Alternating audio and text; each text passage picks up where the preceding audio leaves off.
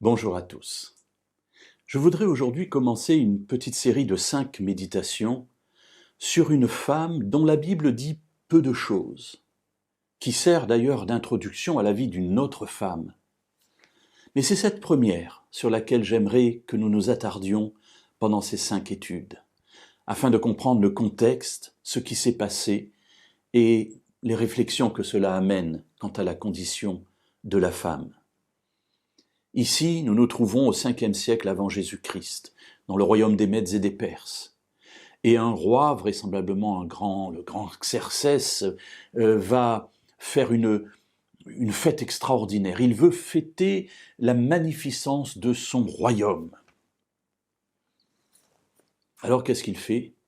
Il fait une fête extraordinaire, il invite tous les grands de son royaume et il va dépenser sans compter des tissus, de la nourriture, tout le peuple qui est là, chacun peut manger ce qu'il veut, boire ce qu'il veut, bref, rien n'est compté.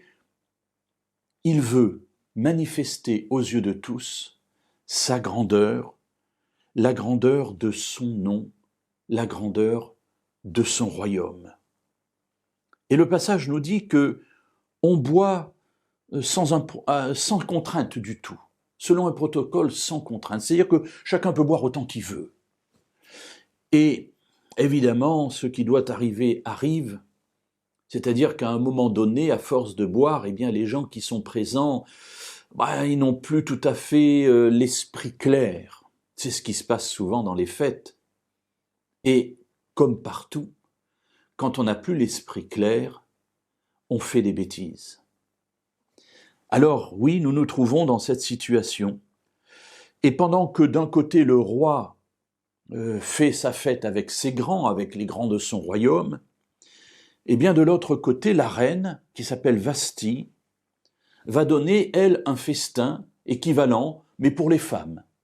C'est-à-dire que d'un côté, on a les hommes qui se réjouissent, de l'autre côté, on a les femmes, et elles se réjouissent aussi.